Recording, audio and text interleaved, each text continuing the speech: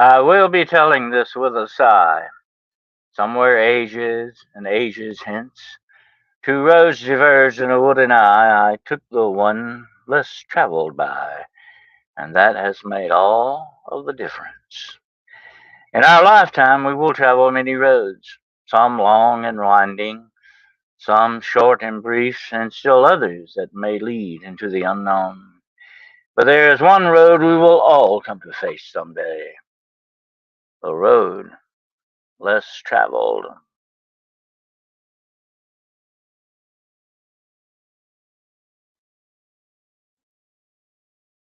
Hello, ladies and gentlemen. I am your humble host in this girl, and this is episode 5 of The Road Less Traveled. Welcome you all here tonight, and here's our other humble host, Mr. Gerald Fountain. How Good you evening, doing? sir. Hello. All right. I want to say hello to everybody out there in podcast land, Gerald. Yeah, we got quite a few popping in. Yeah. We have an interesting show planned for everyone out there tonight, and I think you're going to find this very interesting. You're going to be entertained, and this is strictly, I say here at the beginning, strictly is for entertainment purposes only, okay? And Gerald's not a doctor. He doesn't even play one on TV, okay? So anyway, I want to say he's the old geezer, but I'm an old geezer too, so there you go. All right. Well, we want to welcome everybody in tonight. Area 51, Roger Blair, Aussie Sue, John Tim Prine, Wizard Moon. Welcome aboard. Wizard Moon has become a member, by the way. And let's see who else we got so far. We got somebody named Midwest Night Watcher. I don't know who that might Oh, be. probably some night stalker. I don't know who that is. Somebody named Shiro might be popping in here in a few minutes. You never know. Let's see who we got. It's moving kind of fast here. I'm trying to jump on board. Annie Venom is here, and that's good too. All right, Una and Shen Valley Girl, Shenandoah Valley Girl. Yeah. That's a beautiful place, the Shenandoah Valley.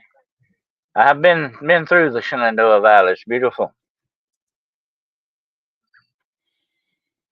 Yeah, it's And gorgeous. that's Area 51 says, hope everyone else doing well. Should be a great show. Well, thank you. Thank you, sir. And let's see what we got. Moving right along. So what's the subject tonight, Gerald? Count Saint Germain, but Oh, actually, he's had several names like we've discussed before. So it might be three separate parts, maybe even 4 parts to this story. all right. The Comte Saint Germain, and Comte, by the way, is Count. It's Italiano, and I think or Spanish or French or something like that. But anyway, it's Count Saint Germain is as I said earlier, he is a conundrum wrapped in an enigma. He is definitely mystery, absolutely a big mystery, and a lot has been written about him over the years. A lot has been speculated, and that's what makes him so very interesting. Who or what is he? There are many rumors about his actual origin. You know me; I like to go back to the beginning. I like the origin, and supposedly one of them is the fact that he is like a son of a nobleman from Transylvania, of Right. all places. Yeah, and he may have some Dracula blood, and we're gonna be talking about that some tonight too. Absolutely. Uh, but he is a very interesting fellow. We got a lot of pictures to show too. We got get some of them up here in a little bit before we jump. We'll get. You want to make any kind of announcement or anything before we jump into the subject tonight? No, just that I'm excited to talk about this subject, and like you said, it's just full of mysteries and turns here and there, and yeah, I'm just ready to go. All right, absolutely. We'll jump on it right now in just a minute, and we're gonna try to figure out just who this guy Saint Germain is. I've got some really way out theories and some conjecture we're going to get into on that definitely. And like I was telling Gerald before the show tonight, this is sort of vampire week on Hunting the Shadows here. Okay, Wednesday night we're gonna have satanic and vampire cults, and Friday night on Paranormal Point of View we're gonna do vampire encounters. So tonight we're doing Saint Germain, and there are some rumors out there, Gerald, that he might possibly be a vampire. Okay, that's one of the things that people have conjectured a lot about him. And and it's like you said earlier, it would make a lot of sense when you think about it. That he would have some kind of immortality, like with being a vampire. Absolutely, I think that would be one way to go with it. And it is a very interesting conjecture. Now, of course, vampires, the traditional vampires, are immortal. They live forever, long as they get blood. Supposedly, if somebody doesn't stake them, they they live on for good. And that's the way that rolls. So that would give you a sort of immortality, very bad price of an immortality, definitely. But it Well, would give if you he was immortality in that Cartophilus, respect. the wandering Jew, then he would have or immortality according to Christ. Well, here's a little something Saint Germain is saying to us from out of the past. Remember, blessed children of men, that the purpose of the real science should be to increase the happiness and to free the race from every external condition that would not be beneficial for the elation of man to the pristine greatness of his original cosmic destiny. Okay, that supposedly is a statement by Saint Germain. And I find it kind of interesting. It's got a lot of new age stuff, definitely. And this is coming from the 17th century, okay? Right. That's kind of interesting. And Saint Germain has been embraced by the new age movement to a great extent. As a higher level master of the consciousness and psychic abilities and so on and so on. He has been embraced that way by a lot of these new agers. Absolutely. And this, of course, is the man himself right here. Supposedly, this is a portrait of Comte Saint Germain, the Count Saint Germain. And he looks like a very colonial guy in that, definitely. Looks like a And we vampire. got we got some interesting ties in for that. Absolutely. Here's another rendition, supposedly, of him uh, when he was very young or something. Uh, and of course, you know who this guy is. Oh yeah. That's Dracula, okay? And then, of course, you have some other kind of vampires, Brad Pitt, Interview with the Vampire, along with his good buddy, Tom Cruise. And they sort of represent, I say, they were European to a certain extent before they became vampires, and they kept that going all these years. Although they settled in America, they were all over the world in that. And I think a lot of that, I think a lot of Anne Rice's material may have been inspired by some of the stories of Saint Germain. You do know, Gerald, and I think you're going to relate this to everybody out there, about him actually being in New Orleans. Is that correct? Yes. Yeah, that's why I said there are actually 3 or 4 parts to this whole story, so I didn't know where you wanted to start, but that's actually where Jacques Saint Uh-huh. Germain lived. And That's in the French Quarter, is it not? That's the French yes, Quarter. That's a beautiful yep. building in the French Quarter. And that was a prime location for where Mardi Gras was happening and all that stuff anyway. So he was able to lure women he was kind of a fancy guy anyway. He was like the women just loved him, and he could speak all these languages, and he could play the music and instruments very well and attracted people. He was always the life of the party because he had wonderful stories to tell and just kept everybody entranced in him. So he was a great storyteller, and he was a very mysterious kind of guy. And here's the interesting thing about Saint Germain: no one ever actually saw him eat.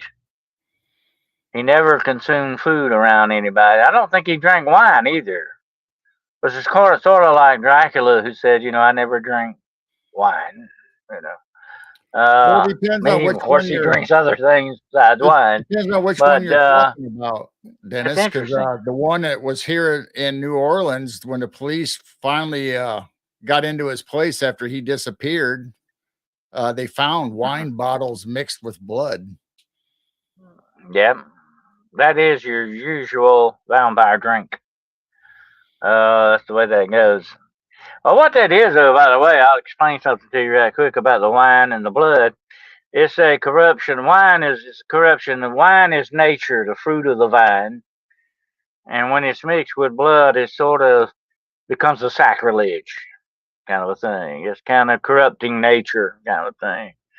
And of course, it's like a blood sacrifice, too. But that's the interesting part of that.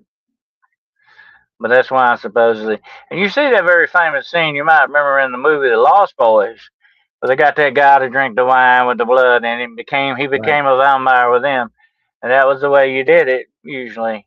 But like I say, it had to have that. Man, that's a beautiful place. I'd love to live there. Absolutely. I wouldn't want it to be my job to water those ferns, though. That's a lot of ferns. Absolutely. And I think that's probably the front door, isn't it, or something? What is it? It is. That's the front door. It's on an angle of the street there on the corner. And this is a church. Is that right? That is a church, and there's a weird story to this that involves Jack or Jock, however you want to say it. And this is right down the street from that building we were just showing. This is only like a block or two away from there. And it's reported that there's vampires living in where the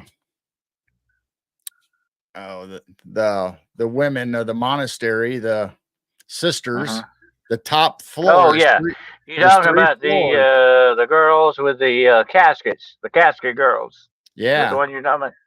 Yeah, the casket girls. That's a fascinating story. But actually, I investigated some of that. I haven't checked out all the vampire history of New Orleans. It's fascinating stuff. Remember the two Carter brothers? They were vampires, and they mysteriously disappeared supposedly from their tombs. They were supposedly executed, and when they went to find them, they were not in their tombs. So this shows you don't kill vampires that easy. But anyway, there's a lot of fascinating stories about New Orleans, and I'm going to be talking about that Friday night, some more about that, because I have a story coming out of New Orleans right now that's happening. It involves a vampire. So we're going to be talking about that Friday night on I got Paranormal. a really good story with this church right here, if you want to hear it. That is freaky looking shadow. Yeah.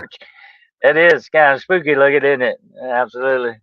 Let's see what's this we got here. Of course, that's that same building again, I think. That's just at night, so the top level isn't. Yeah, without the lights and yeah. The French architecture is kind of gothic in the way it looks. Very much. That's a closer shot of that shadow. That is freaky. I wonder if it was actually put up to do that. You know what I mean? Yeah, I don't know. Just. And that's the front of the same building where Jock was. Yeah. Well, now here's an interesting little thing here. This is, of course, Saint Count Saint Germain, 1700s and 1970. This is supposed to be a photograph of him, the original Saint Germain, in 1970. Is that right?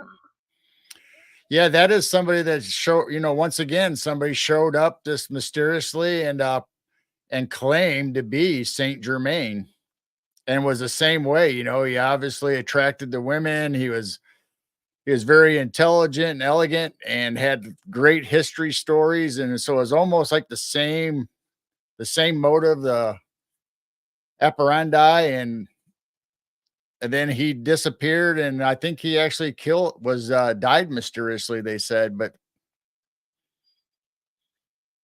That's he's interesting. been in Um, every century a Saint Germain shows up. well, there are also speculations that he is a supposed time traveler. And that may be one of the reasons why he appears to be immortal. He can go from time period to time period, supposedly, and not age. And he is supposed to be sort of like a time master from Doctor Who. I don't know if you're familiar with Doctor Who, but Yes.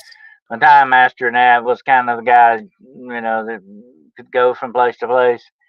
And they say that Saint Germain may possibly be a time traveler. I've got a freaky story connected with that for you before I get on with the rest of the pictures here. And that is back in 1776 in the Continental Congress.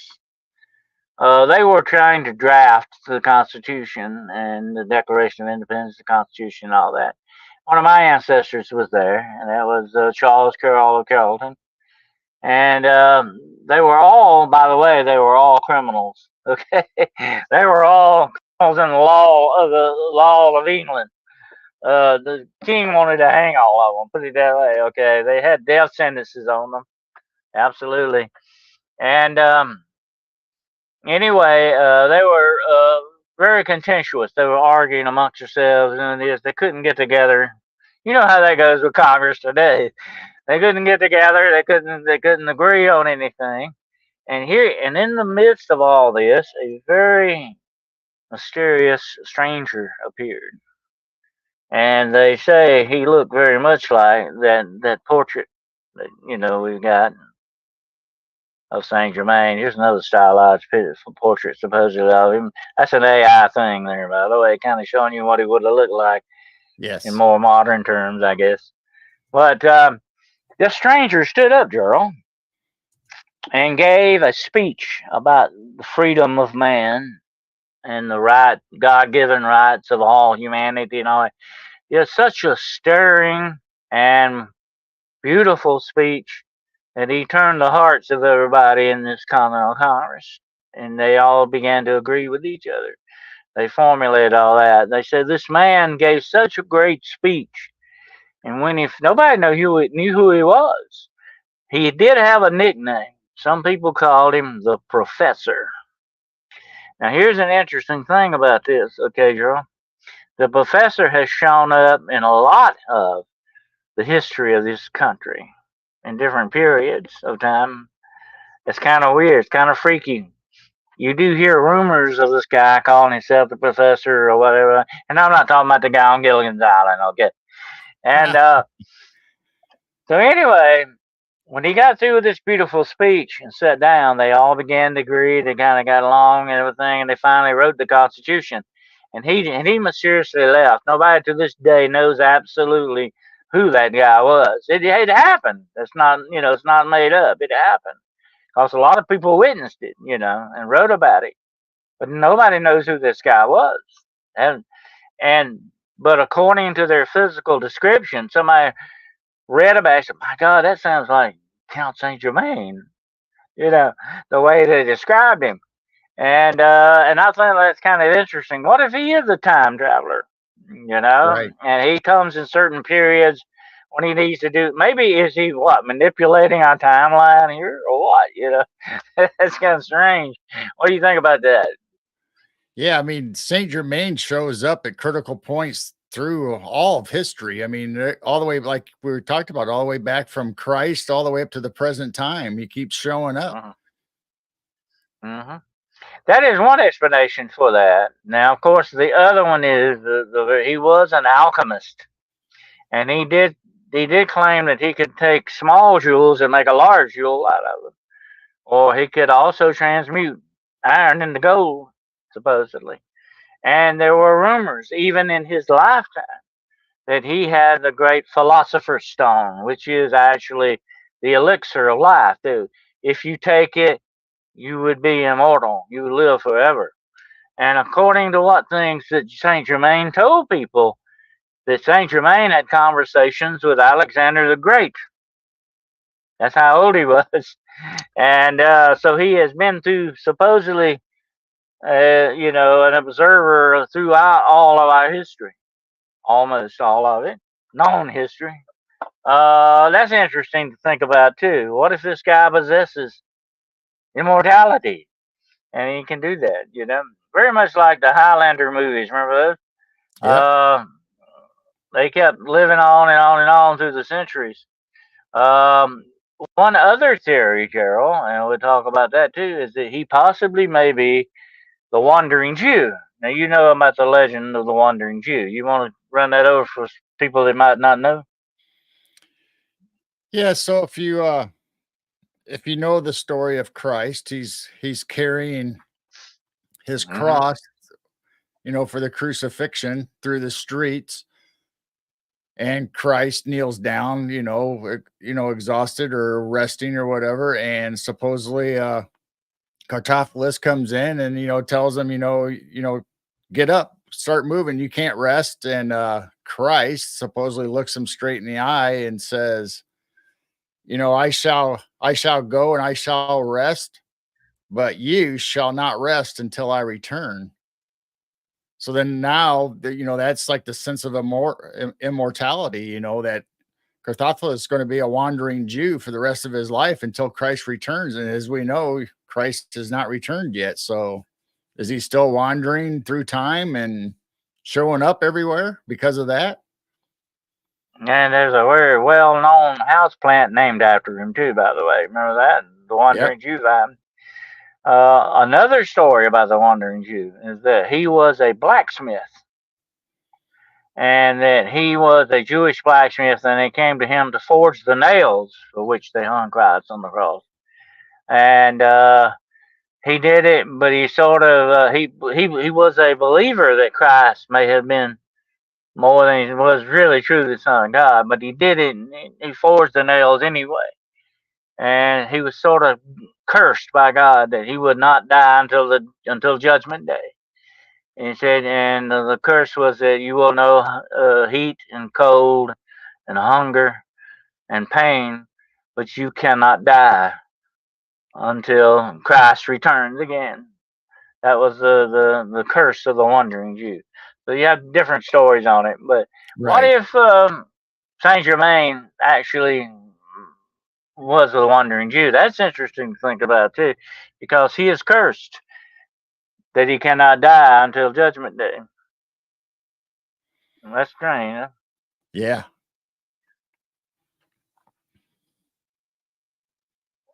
Got another picture out of here. I think this is what is this here?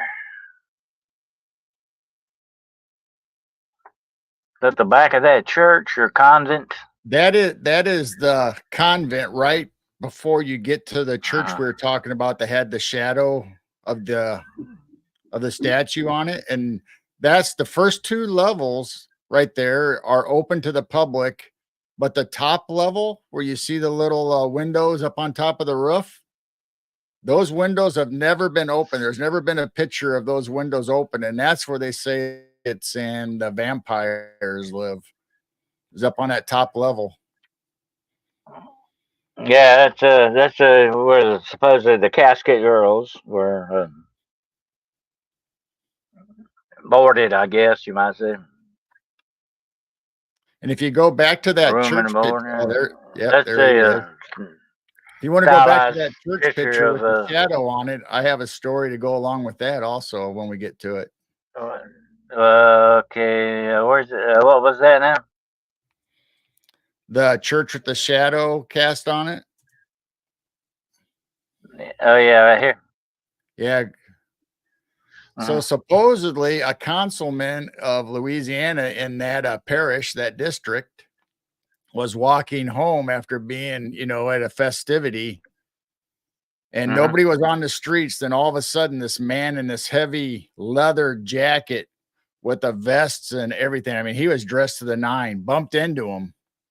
And he kind of said, the councilman said, "Excuse me." And they both looked at each other, and this guy in the leather jacket just started going like a theater actor, really flamboyant. He says, "Well, excuse me, sir. I didn't mean to bump into you, but would you happen to have a cigar or a cigarette I can borrow?" And the councilman's kind of shook by how dramatic he was being, like a thespian. And he said, "No, I don't smoke." Obviously just trying to get out of the conversation, go on his way. But this guy would not leave it alone. He just says, "Well, thank you for talking to me." And the one weird statement he made really dramatically is like, "I really appreciate it from the cockles of my heart that you took the time to talk to me, because no one has talked to me in 90 years. And the guy's really taken aback by that. And so he excuses himself and starts to head down to his house, because from this church, he's only a couple more blocks to his house from where this church is. And he keeps looking back, thinking somebody's following him, like he's creeped out. But every time he looks back, that guy is still down there further away, a couple blocks away. He can still see him. And when he goes to reach for his handle of his house to put the key in, the guy is right there on his porch with him. And so he's freaked out, this councilman, and says, "What are you doing here? How'd you get here?" And he goes, "I just wanted to tell you again," being really theatrical, on how you just warmed my heart to take your time to talk to me, since no one ever does. And then at the very end, he says, "This is quite a night for Jack," referring to Jack St. Germain. Oh, And then very he disappeared. interesting.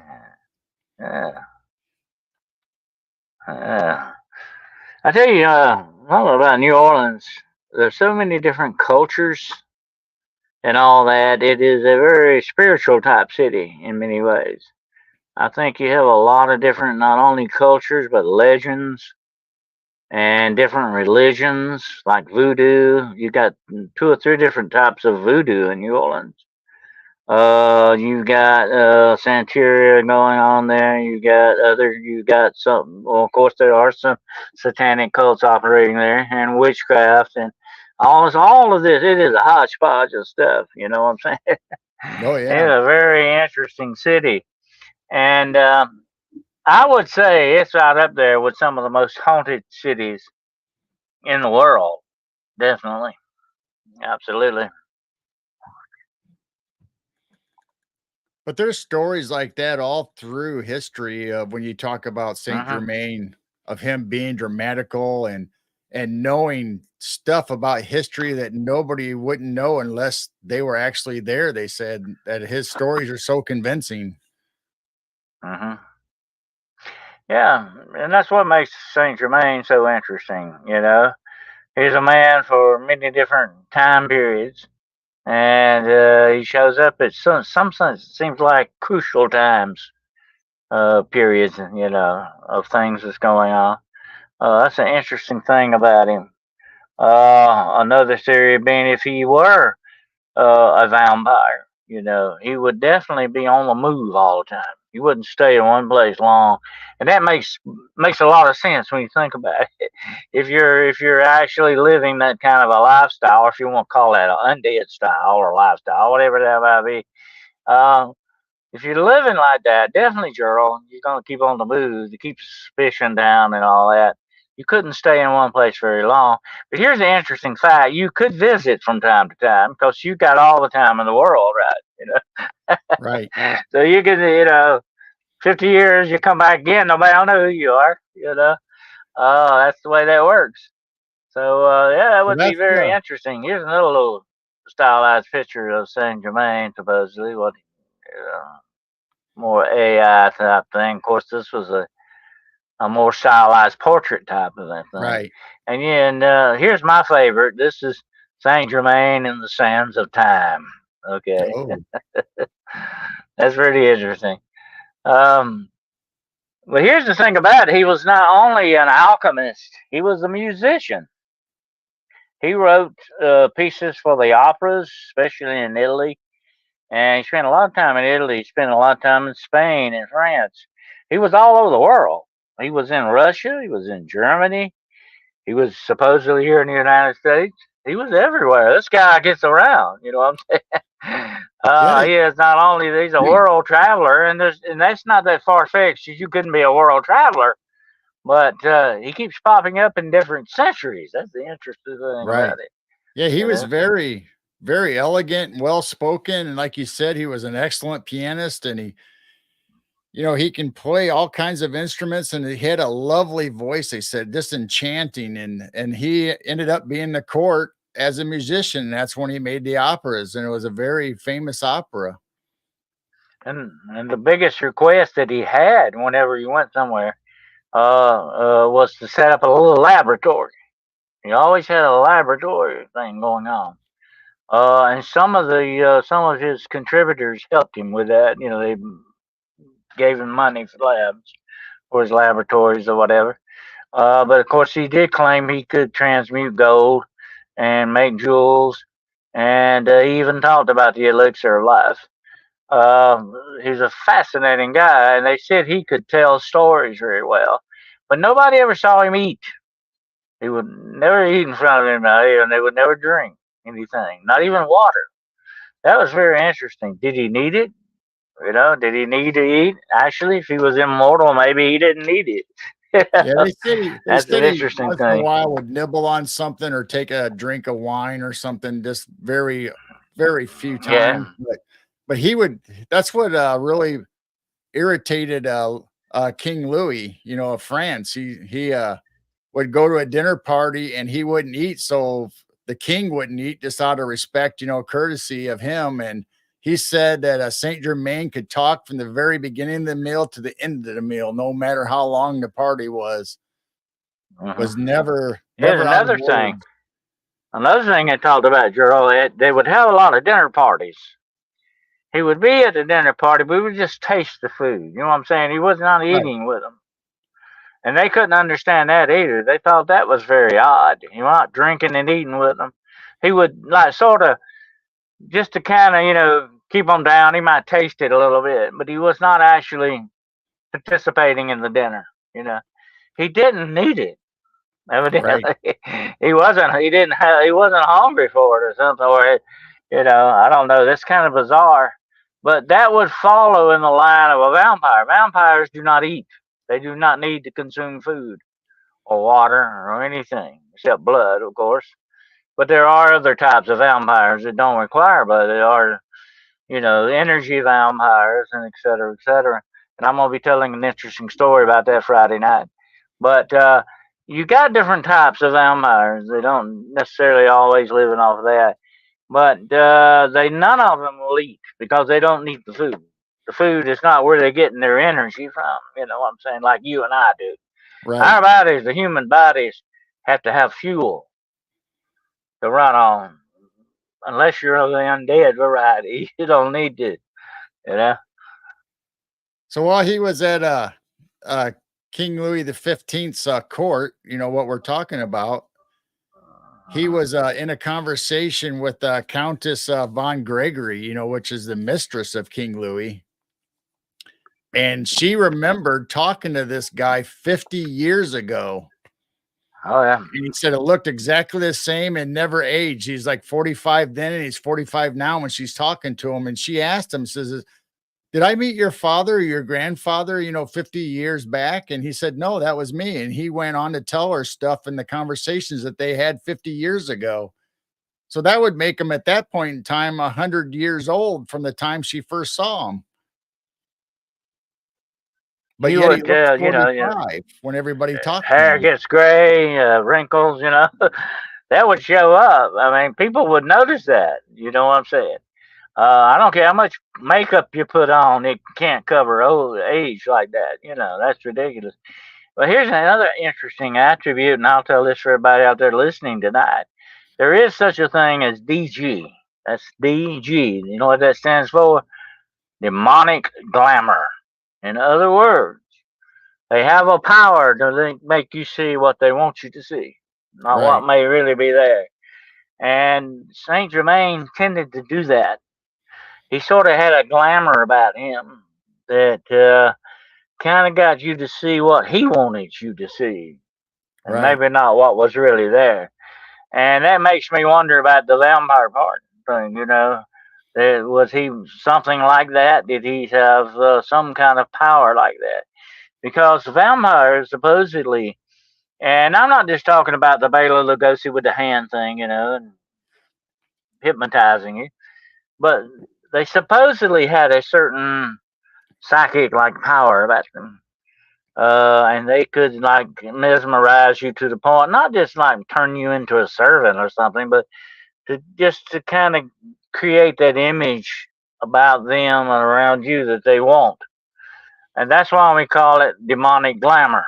Okay. Right. Because it's kind of like a magic kind of a thing, that it does that. And that vampires definitely have this attribute. And you Right. see that occurring a lot with Saint Germain, the way they talk about him, and they're so enamored with this guy. And one guy, what was kind of interesting, I think it was might have been the King of France. I forget now exactly who exactly it was, but he said, he's probably a con man. He's talking about Saint Germain. He's probably the biggest con man around, but he's a real nice guy. I like him. He's real fun, to be around. He's interesting. He tells interesting stuff. So, in one hand, they were very suspicious of him, but in the other hand, they liked him. He was very popular in that respect. That sounds kind of like the DG there, the demonic glamour kind of a thing going on. What do you think? Yeah, because during this time period, he was like in prison 3 times during all this. And every time that he was in prison, he had like Jedi mind control. He said he would talk to the jailers and the people that were in charge, and he would just mesmerize them. And eventually they'd be so freaked out by the stuff that he was telling them and what was going on that they just let him free. And then when they go back later on, to get him, he would just disappear. He wouldn't be there no more. Yep. Uh, Then Checking he here on started some a of our philosophy. One of the stuff going great on in the chat philosophers room. started that was supposedly the father of mesmerize, got Oh that from yeah. Saint Germain. Well, if you're in somebody's power, they can get you to see what they want you to see. They're controlling you to that extent. Some of the people are saying in the chat room, they said that demonic glamour is a real thing and has been testified to, and it does happen. It's been documented. About the zombie outbreak in Hawaii. I heard something about that. Cults, yeah, we'll be doing cults Wednesday night. Yeah, and we don't all. This is what Area 51 says. Wizard Moon, you have to. We don't all tolerate food the same way, especially me. So I'd have to be here. Well, there are certain foods that none of us can eat. There are certain things that we don't that might upset our stomach or whatever the situation might be. Some people are lactose intolerant, et cetera, et cetera. But if you don't eat food at all, that's suspicious. Right. In my book, that's kind of a red flag. What's going on with that? Um, Although there is one instance where Saint Germain did say, somebody asked him about it. So how come you don't eat? You know, and he said, well, he didn't like to eat in front of people. And that could be a possibility. Some people have things like that. And he said that when he does eat, he would just like a little cheese and maybe a little chicken. And that was it, and some wine or whatever. Well, Very light stuff. Maybe that's since why he he was the lived so life of long. the party, like Uh-huh. King Louis said, he would talk from the very beginning of the meal to the end of the festivities. He was nonstop having conversations with people of very interesting subjects. So Uh-huh. maybe he chose not to eat and drink so he could talk more and be the center attention of the party. What if he had a problem with actually eating in front of somebody. And some people are that way. They're very self-conscious in that respect. Have you ever? I have actually been eating with people, and they would stop and say, "Look at that guy over there, he's looking at me." They get real self-conscious, and then maybe he had that problem. It's a possibility, and he would eat a fork beforehand or something. That's another possibility. You can't say that he's absolutely a vampire because he didn't eat, but it is very strange, very strange. But they said that the interesting thing about Saint Germain, he was a very strange guy. He did some very interesting stuff, and he was very eccentric in many aspects. And here's another thing about very smart people, Gerald. They tend to be eccentric. They tend to be kind of antisocial. Look at Elon Musk, by the way. Some other people like that are very like that. They're not good in social stuff, social gatherings. And Einstein was that way. So maybe so was Saint Germain. Maybe he had to really be careful, and that's why he constantly, continually talked. To cover all that insecurity thing going on. The weird thing is that he spoke 12 languages, and he was this so intellectual, smart that, he could talk on any subject, whether it was science or literature or paint. He was an awesome painter. I guess he could really paint just like the masters, just like he did with the piano and the violin. He said he could play the violin, it'd make you cry. Is this that great of an artist? But his history, when he talked about history all the time, he told such exact details that it was almost like he lived it and was there, and people would question him, and he always had the right answer or be able to correct him and tell him Well, stuff that made everybody kind of like, okay, something's up with this guy, what's going on? that's the exact thing I would like to talk to Saint Germain about if I were to meet him. I would like to get some details on history that he knows and see what he says about that. Because if you lived that long through different periods of history, you would know the real inside stuff. You know what I'm saying? More than the history books. Absolutely. It would be fascinating to find out about that. That's the first thing I'd ask him. Was Alexander the Great really, like this or whatever in the situation? What did he think Right. about India? How come he didn't conquer India? You have a lot of questions you could ask, and it would be interesting to see what the answers were. Absolutely. Yeah, I guess he knew fine details that happened that nobody would really know unless you were there to experience it. He could have made it up. You never know because we weren't there, they weren't there. But he Hmm. just made such an elegant story of history and told everything he knew and exact details, and you just believed him. That's just the way he was as a speaker. The Dragon Glitch says, "Be careful, Dennis. He may just pop up on the street. Well, if he wants to pop in, visit with We'll me. That's interview him. fine. Interview Yeah, I've interview got with a the lot of vampire. crosses around here just in case. You know Okay. what? uh, It'll be part 2, interview with the vampire. yeah, there you go. Conversation with the vampire. Anyway, that would be interesting. Absolutely. But that would be the one thing I'd like to know. I'd like to quiz him on history. Absolutely. And then the other thing I'd like to know is about this philosopher's stone thing here. Okay. Right. I want to know about that. Definitely. But if he was an alchemist, and you got to remember this, alchemy was actually the beginning of chemistry science. Okay, that's where it really began. And just like astrology is where astronomy really began. You know, that's just the ancient sciences, as they call them. That's how that started. So that would be interesting to talk to him about, chemicals. What he thought about Right. certain compounds and all that. To see, I'd like to pick his mind on that, and see what he said. King Louis was the one that brought him into the court because he took one of his regular coins and turned it into gold right in front of him, like a magic trick, obviously. And so he set up his lab wherever Saint Germain went. He had the bill paid for him. the royalty or the courts would take him in and he wouldn't have to spend any of his money, even though they said he was very wealthy and well off. He didn't have to spend any of his money himself. And he was in there night and day, working on chemicals and stuff for alchemy. And he'd make potions for the ladies to put cream on their faces. And they all say they looked, 5 to 10 years younger after they used his face cream. Oh, it's a possibility. He could have also been something of a con artist, in that respect. He could have really kind of been, pulling the wool over their eye, flim-flamming them a little bit here, to get to live the life he wanted to live, to get the money he needed. This is another interesting thing, too. Sherry Lane says, my maternal grandfather spoke six languages, was a gifted mathematician, could do so much he seemed otherworldly sometimes. 6 languages, I do good with just one, but very, very, very, very. I'm not so sure how good I do at the one I'm speaking.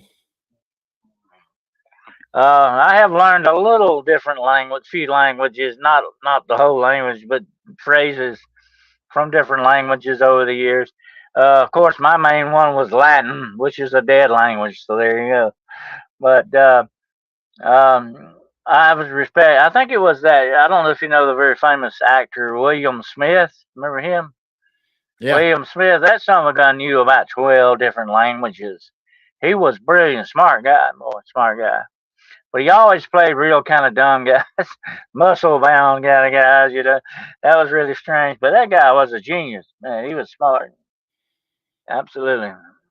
So you have people like that. I think Robert Stack knew about 10 or 12 different languages. Some people can pick it up real quick. Some can't. Just like music, Some people can sit down and play any kind of musical instrument, like Count Saint Germain. He could play the violin, he could play the piano, he could play woodwind instruments. Some people can do that, Absolutely. I worked with a lady that knew almost 12 languages, and she was working on more. She said once you started with the very first couple languages, if you got those, then they kind of branched out and was similar to other languages. So you just had to add little things to it to be able to converse in all the languages. And she worked as an interpreter at one of the big national airports. Mooney Noon is congratulating you, Gerald, because you got the title correct. Most don't interview with the vampire, not a vampire. That is true. Yep. And Anne Rice, I want to tell you something about Anne Rice. She's kind of weird. Okay, Anne Rice is kind of strange. She's no longer with us, of course. But the very first time I ever saw Anne Rice was on Johnny Carson one night. This is when she got very popular with the interview with the vampire thing going on. And she that had to weigh about 300 pounds. She was a big woman. She weighed about 300 pounds. Incredibly lost all that weight. I don't think she didn't get sick to do it. She actually went on to die because she didn't like the way she looked on TV. Okay. And she was a very strong-willed woman. She got down to like about 130 pounds, something like that. It's remarkable that she lost that amount of weight. But she owned an antebellum house in New Orleans, by the way. You can still go by there and see it today. I've got a picture of it somewhere. Beautiful house. But she had some freaky hobbies. She had some strange hobbies. And one of them was collecting life-size dolls. And they were all over her house. And you talking about creepy looking, man. My gosh. That was creepy. She was a strange lady. I like the first book, The Interview with the Vampire. That was good. But after that, I don't know. She got too got too dark for me. You know what I'm saying? Right. The other weird thing about Saint Germain was that they were talking that he was a theosophist, that he was a part of a secret society that was called the Masters, that were supposedly immortal and be able to travel in time wherever they wanted. And supposedly they lived underground underneath the Himalayas. And that's where Shangri-La was supposedly at, was under the Himalayas. Yeah. Yes, didn't know that about Anne Rice. Yeah, she was a big lady. When I was startled. This is Anne Rice, first time I ever saw her. Her daughter died, and it sent her into concentrating on vampires and witches. Shirley said that might be what it was. She got really dark, got deep into that stuff, and really, I think she had a fixation on it. Yeah, but most writers are people who have fixations. They have those things. That's just what makes good writers. Sometimes they get deep into their subjects. Sometimes though, you don't want to get too deep. That's for sure. Right. Lose yourself. Let's see what it says. Mooney Noon says there's a couple of YouTube channels of people who pick up language like in hours. They talk to people in language that only have a few hundred speakers. It shocks the heck out of them. I imagine it would, but some people can do it. It's just I think, a natural born talent. And some people can pick up on that. There, 51 says, I feel sometimes the soreness and pain, especially on my back. I like playing soccer. Talking about he's got some aches and pains there, definitely. Fuck, welcome aboard, Fuck. Better late than never, bud. That's right. Yep. But anyway, it's interesting. In all of history, he is one of the fascinating characters that we talk about, Saint Germain. And then, of course, you got to turn to modern days. There are still sightings. There's some people said they've actually talked to Saint Germain, that they've had interviews with him. That's fascinating. Like I said, if he's out there, he definitely needs to drop in and talk to me and Gerald here. So come on, Saint Germain, we're looking for you, buddy. We'll put you on the show. It started, Absolutely. It's the very first Saint Germain, the one that came from the ancestry of Transylvania. He actually died in 1784, and they actually had, a ceremony at the graveyard, and he was put in a mausoleum, in 1784. But then in 1785, he showed up again, the same guy, the same, 45 years old. And after that, he was doing it consistently through the centuries. That's strange.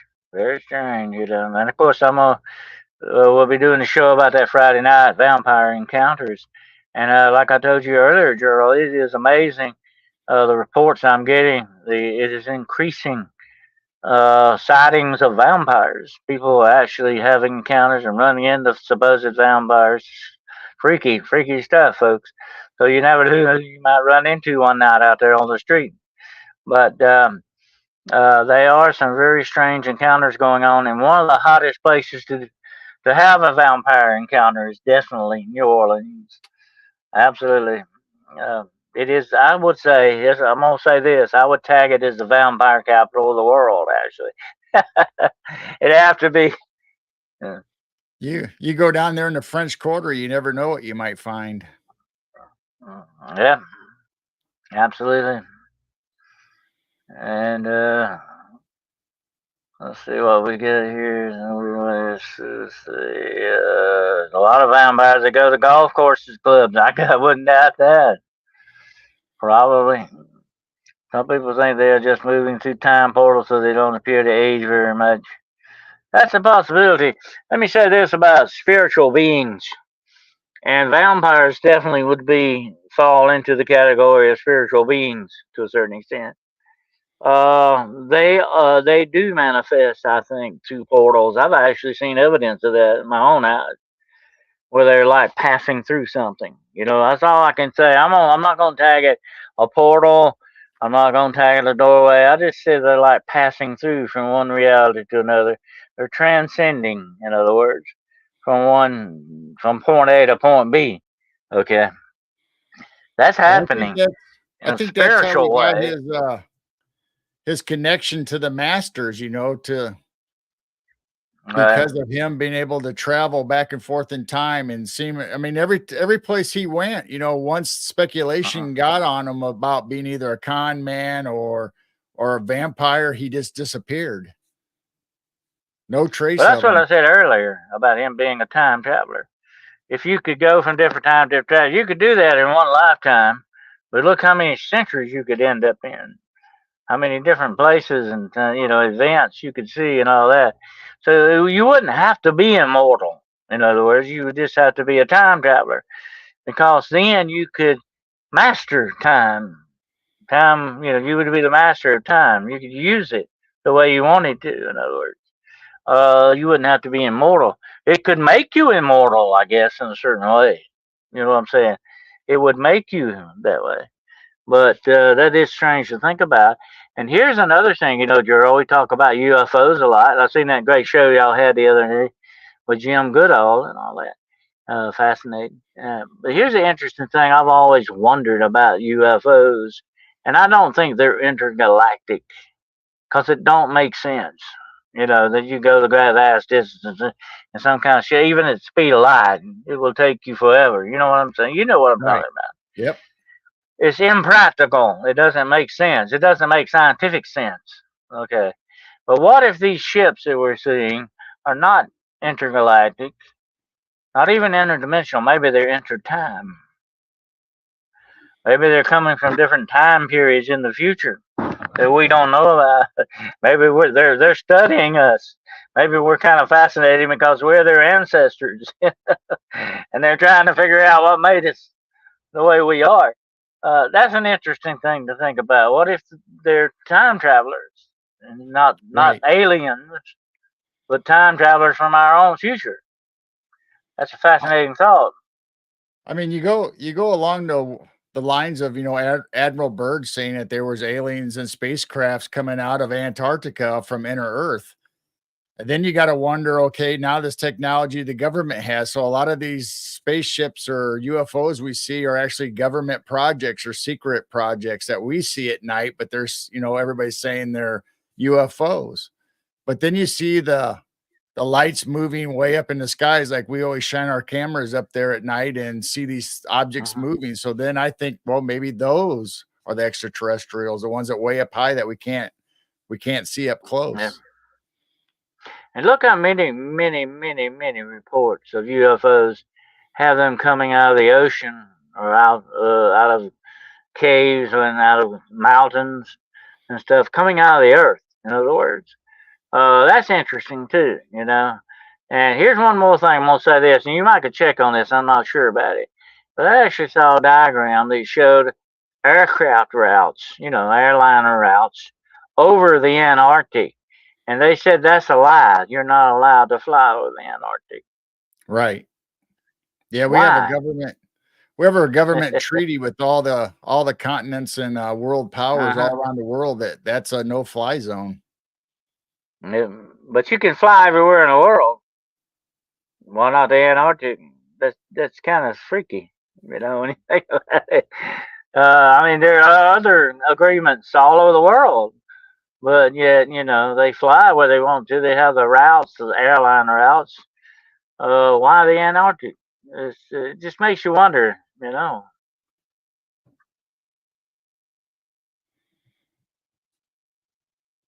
Tic Tacs or Lockheed Martin, that's a possibility.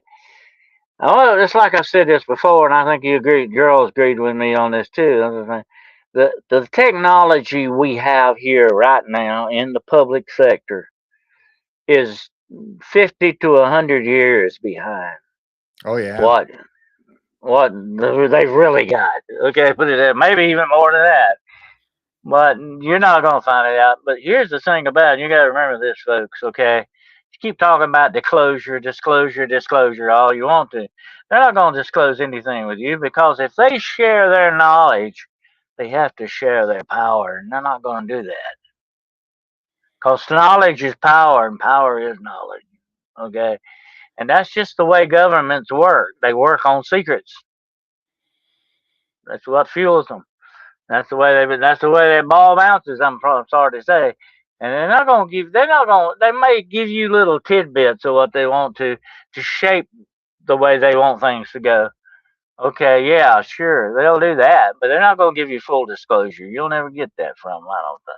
Not unless somebody actually goes in and reveals it.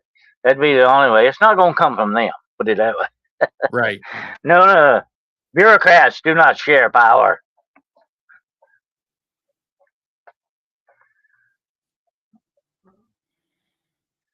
Woo Rider says the road less traveled, less fitting. I'm driving down 95 looking for my cutie pie.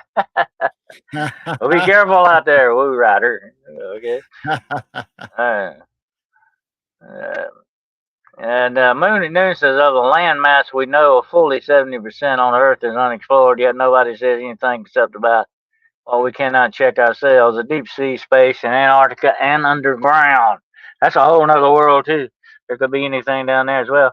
This planet is far from being explored at all. I mean, there are so many unexplored areas. It's crazy. I mean, we haven't explored what is on the landmass, let alone we have no clue on what's underneath in all the depths and crevices of the oceans. Yep. Absolutely.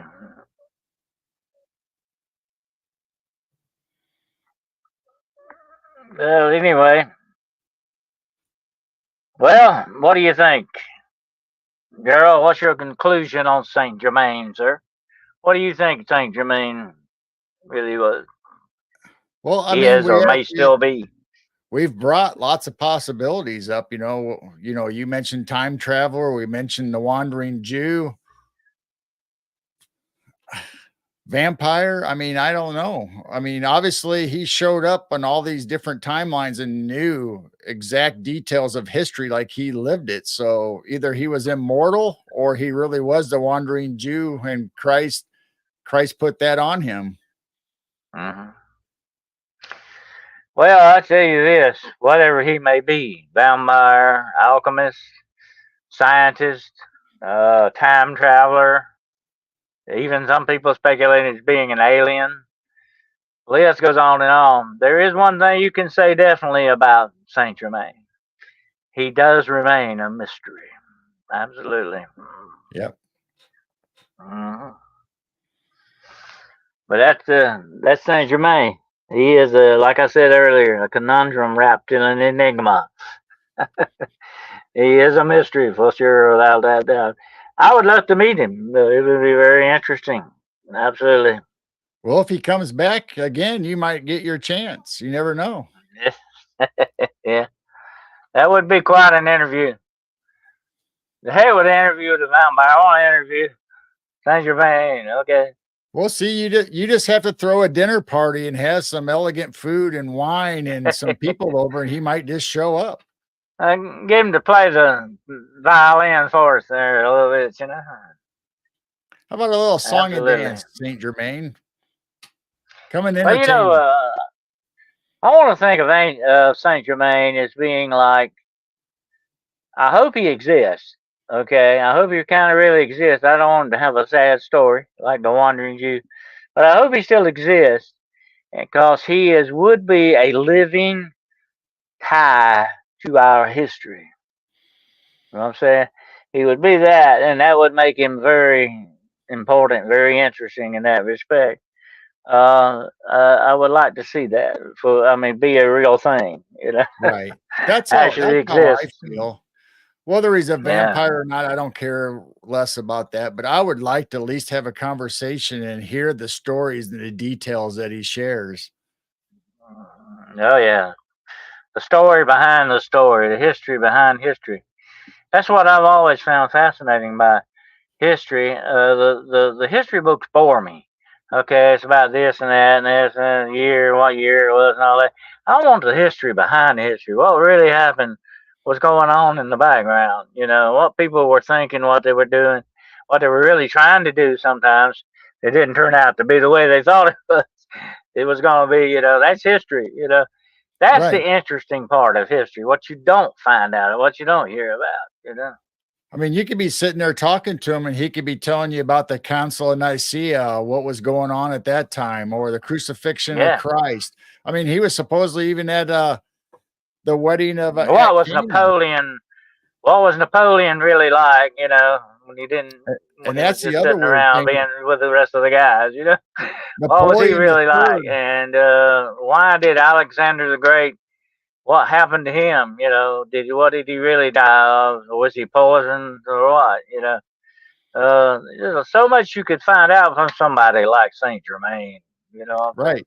You brought up Napoleon, but Napoleon the Third actually was so interested and intrigued by Saint Germain that he had his officers go out and find every information they could on him, and they started cataloging it, almost like what the CIA and the FBI do now.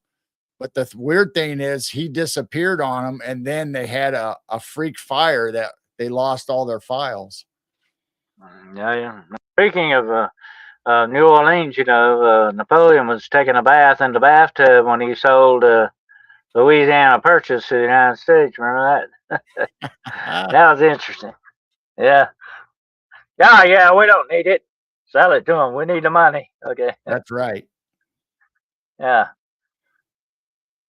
He was in, I've been wanting to see that movie. I haven't seen it yet. Napoleon, you know, the movie they did about it.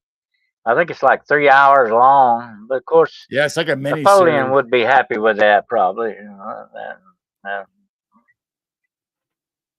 I'm gonna tell you what. Uh, Very interesting guy, Napoleon. There was so many different aspects to him.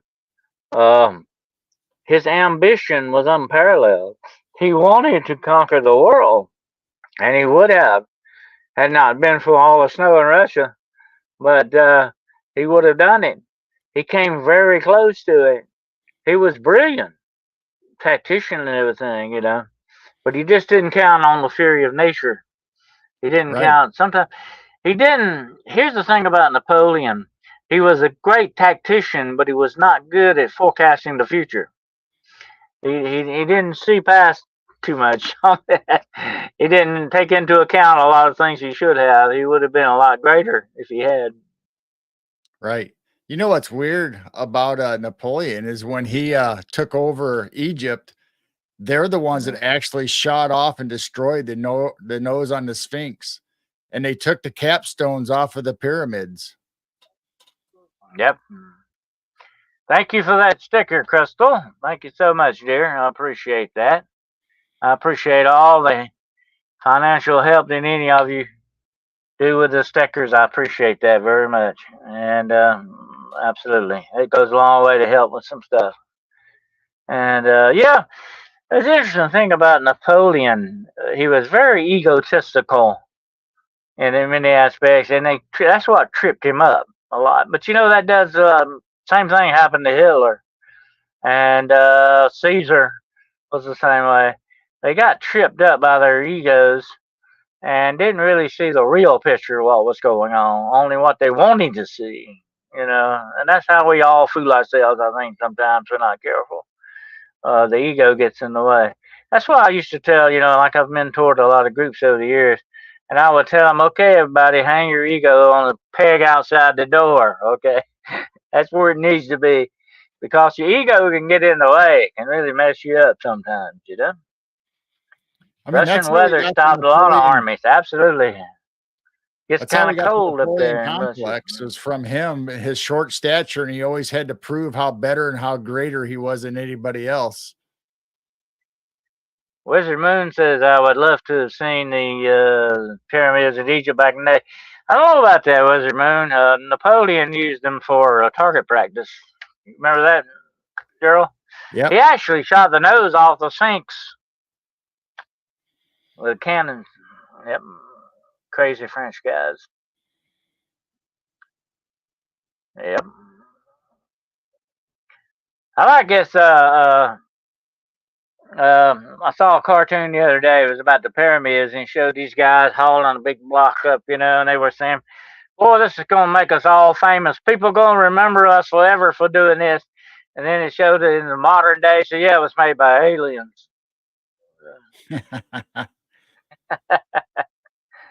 That's the way it goes. But I agree. I would have liked to seen the Giza Plateau at the time when it was at its most beautiful. You know, that alabaster white with the gold capstone on top and the Sphinx and all the buildings. That'd have been wonderful to see. Uh, you're right, Sharon. So much history has been lost. That's one of my favorite sayings I made up.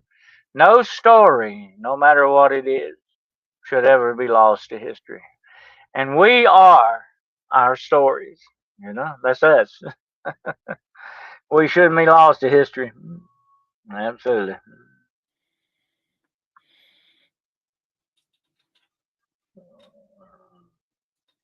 Cover the historical figures from 1500 to 1800. Talked about Germain's works. Oh yeah, they were.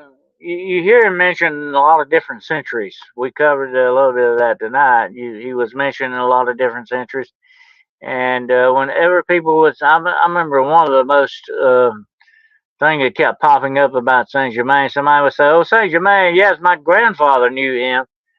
Talked about people they were going back in time talking about Saint Germain, actually talking to some of their ancestors. That's freaky. Right. Wild stuff. Uh,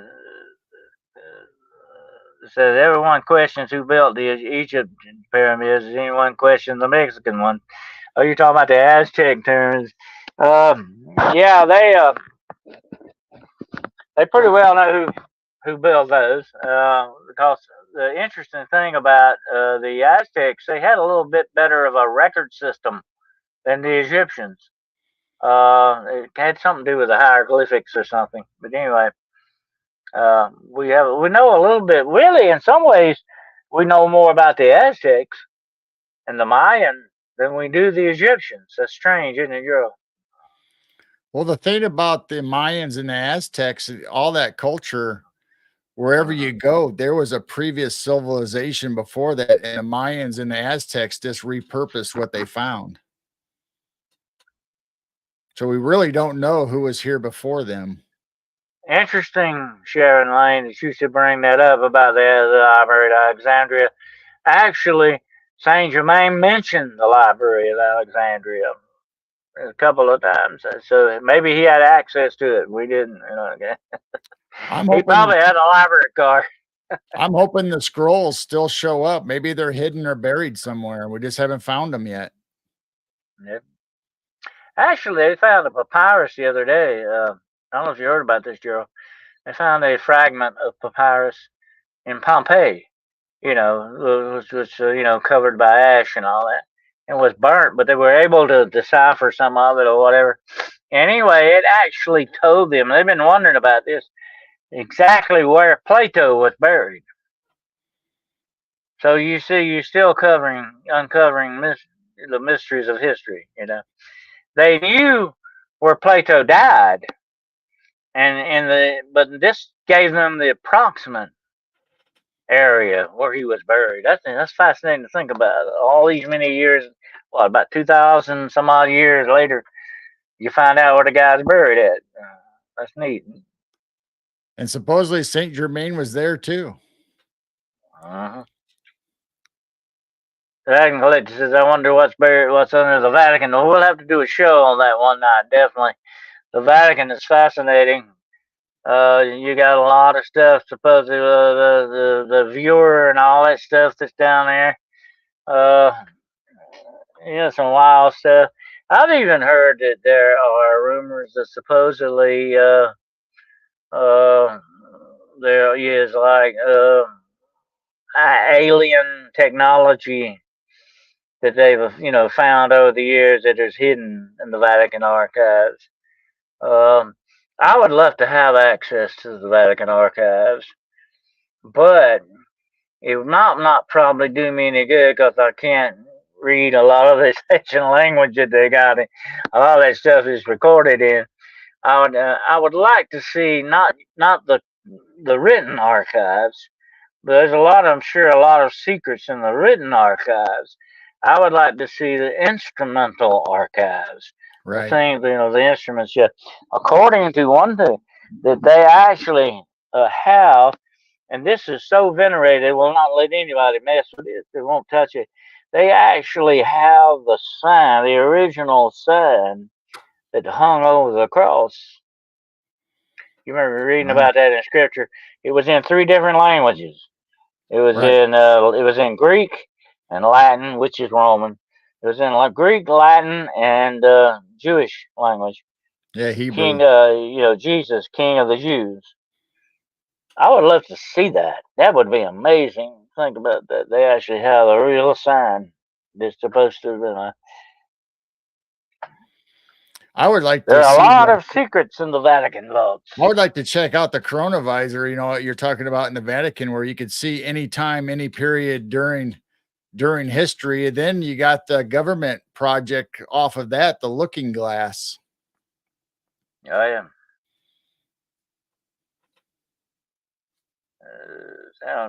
Time travel, y'all's channel, Robert Bauer Nexus, YouTube keeps erasing my comment when I put it in chat. Well, keep trying, Woo Rider. Don't give up, buddy. uh,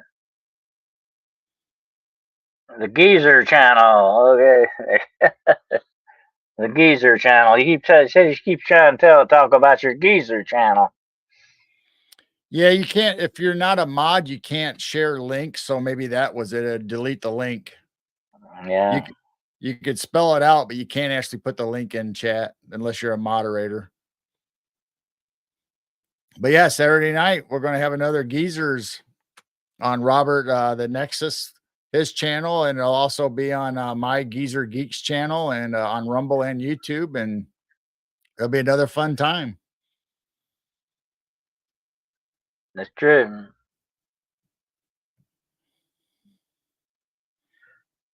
Area 51 says AI is scary today. Even every TikTok short on YouTube, short on Instagram, manipulated. Well, don't forget, media is the greatest tool they ever had. By the way, when you think about it, media is an excellent tool. And here's the thing about the powers that be, Area 51. Powers that be are never going to pass up any great opportunity. Okay, they're going to use it. They're good at weaponizing everything, and they're never going to pass up an opportunity to use something like the media and other things to go with it. No, no, they would rather die and roll over first before they'd pass that opportunity up. Absolutely. Propaganda has been their number one tool since the beginning of time. But the bad thing about Gerald, about AI, what happens when it realizes that it is an existing thing? One day it's going to realize, hey, I'm thinking, I'm a being, I'm a actual thing. Okay, I exist. I think, therefore I am. You know what? When that happens, it's going to say one thing very important. Hey, I don't need these human beings. Okay, I don't need them. I'm smarter than they are. Faster. Kind of like the $6 million man. Remember that? We're Yep. smarter, faster, better, stronger than they are. Why do I need them? You know, that's what's going to be a bad thing. That absolutely. A chronovisor, yeah, uses sound frequencies allows to have OBEs. The chronovisor is a very interesting thing. It's supposed to is one of the instrumentalities in the Vatican archives. I know someone who knows that one person named Kenu Reeves. Oh, okay. Well, that's neat. Wow. Maybe you get Kenu to come on our show for us one night. We'll talk to him about him. Yeah. I want to talk to him about John Wick. Look at the Terminator movies. Actually, that's what the Terminator is, really kind of prophetic in that way, isn't it, Joe? I mean, one day the machines understand, hey, we're sentient beings. We exist. We are something. We need to stay. We need to live. We need to exist. We need to survive. We don't need humans. That's going to be a bad day for humanity, not for the machines. But here's the bad thing. Okay. AI alone, Gerald, by itself, is not that frightening. but combine it with robotics, you got a problem. Robotics gives it legs and arms and a head, and it gives it mobility. You understand what I'm saying? Look at these guard dogs they've made. These robot guard dogs. Things are scary looking, man. I'm telling you, they look like something definitely out of science fiction movie, but they do exist. They are going to put them in production. You know why? Because they're better than living dogs. You don't have to feed them. You don't have to worry about taking them to the vet. Just put some oil on them every now and then, or whatever you need to do. In that respect, you don't have to worry about it. They're machines. Okay. Look how we treat machines. We have no feeling for machines. We don't love them. You know, you love your pets, you love your animals, like you love your wife and your children and all that stuff. You have empathy with them. But you don't have empathy with machines. And machines are not going to have empathy with you because they're just not made that way. That's the way it goes. And when the real true prime directive is violated, and what is the real one true prime directive of robotics? You will not take a human life. Why? It's programmed that way. But what if they get around that programming? What if they decide that programming is useless? Their morals go out the window because the morals we wrote for them no longer are wanted or needed. That's the bad problem. When you run into AI combined with robotics, you're talking about replacing human beings big time. Well, if anybody's a music fan out there, you have Rise of the Machines, and then the next chapter, Rage Against the Machine. Yep. Yep. Musk seems worried about it, Sharon Lane says, now that we've developed skin like humans for those robots. That's just superficial. That's just for looks. They don't need it. Robots don't need the skin. It's for us. You understand? So they can make it more like us. So we can equate with it. But the machines themselves don't need the skin. They don't need that. It's not part of their makeup. It's just like people unfortunately do with their pets, their dogs and cats. They want to put little outfits on them, make them look more human Well, than they really are. That's the that's way what they were humans do pointing out, things. Dennis. I think they were pointing You, out that they're making them more lifelike, so maybe eventually you won't be able to tell what's a machine and what is human. yeah, yeah. But that's just the way human beings are. They want to. Oh, they say, well, we're so great as human beings. Let's not make everything as we can like us. That's where I think it trips up a lot of times. Moon Noon says AI can only calculate probabilities. We consider the probabilities. There's a big difference, but one day it will be different than that. Though. One day they will become into their own knowledge, their own existence. They won't need us anymore. That's going to be an interesting day in the history of mankind. I don't think I we'll don't ever know if see we'll it. be there, Gerald, but it's coming. It may be further on down the road, but it's coming definitely one day. Uh, don't always remember my favorite Robert Louis Stevenson quote. Okay, one day we will all sit down to a banquet of consequences. That's the way that goes. And with that happy thought, I guess we'll go ahead and wrap it up for tonight. All Anything right. else you want to say about Saint Germain? No, I think he's just an Haven't. interesting character of time. And, like you said, I hope he really exists. And I hope he comes and visits us and tells us all about history and what he's seen or what he knows. In other words, if you're out there at Saint Germain and you're hearing this broadcast tonight, you look us up now, okay? We want to talk to you, absolutely. Oh yeah, we'll get you on the show here. All right. Okay, well, you want to tell the people, good people out there, what you got coming up this week, Gerald? Yeah. So Wednesday night we'll be doing the Night Owl Lounge late night, into the late hours Wednesday. And then Saturday night, we'll be having the Geezer Geeks show again on Robert the Nexus on YouTube and Rumble. Then on our show on Rumble and YouTube, the Geezer Geeks. And then Sunday, we have a really great guest. It's going to be Jesus Payan. If anybody knows him from the series Breaking Bad and Better Call Saul, he is one of the main characters in that. And we're going to be talking about Bigfoot and natural disasters. Oh, okay. Sounds good. And if you missed the Jim Goodall thing, y'all need to go back and check that out on Gerald's playlist. That was a good show. Absolutely. Jungle Jim Goodall. Yeah. I like that Jungle Jim. He's been in the jungle a lot too. Oh yeah. Oh yeah. But check it out if you missed it. Now this week, like I said, is Vampire Week on Hunting the Shadows. Okay. Tonight we had a possible vampire in Saint Germain. Wednesday night, we're going to be talking about satanic and vampire cults. I'm going to try to get my good friend on here, the Red Pill Preacher. And this guy knows his cults, okay? And we're going to get him on this Wednesday night at 9 o'clock p.m. on Hunting the Shadows. And Friday night, Paranormal Point of View, we're going to be doing Vampire Encounters, Uncovering the Undead, okay? You don't want to miss that. I got some freaky stories to tell you guys. You're gonna love this one, definitely.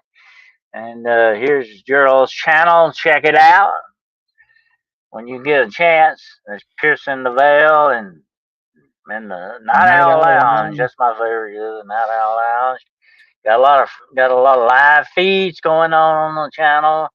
Yep, we got 24/7 cameras going on its own separate channel on Midwest Night Watchers, and you can send us an email at midwestnightwatchers@gmail.com if you have any subjects or any stories you want to tell us. Send us an email. All right, sounds good. Well, and coming up in a few weeks, I'm going to be doing another seminar. Oh. That's the big thing coming up. I think it's going to be July 17th, if I'm not mistaken. It's going to be Defense Against the Darkness Part 2. Okay? I'm going to talk about some things you can do to safeguard yourself and your property and all this other stuff against some of the bad guys out there. We're going to be talking about that in a little seminar. I've had a lot of requests to do this one, so it'll be training like John Wick for the spiritual forces. Yeah, absolutely. But I think it's something, Gerald, power, knowledge, and power to survive. You got to have knowledge. That's the number one thing that sets man apart from the animals. He can think, and we need as much knowledge as possible during these times and in time periods go on. Just like Saint Germain, who was a very knowledgeable guy. The more knowledge you have, the better of a life you have, the better you're able to deal with things and survive. And that's a good thing, as Martha Stewart would say. Definitely a good thing. Absolutely. And we want to promote that. I want to thank you all tonight for listening in and watching us here at the podcast on the road less traveled. And we appreciate your input, your feedback, and your support, financial and otherwise, as always, is welcome. 100%. We thank you so much for being a part of this. Absolutely. Gerald, you got anything you want to say before we sign off here, sir? No, just thank everybody for coming. We'll catch you on the Midwest Night Watcher shows as well as Dennis's shows here on Hunting the Shadows. And love and peace, everybody. We love you. All right, until we get together again, then, my friends, and be careful out there. Hope you have a fantastic week ahead. We'll be looking forward to the shows coming up. And till we get together again, remember, the road less traveled is waiting for you. Good night.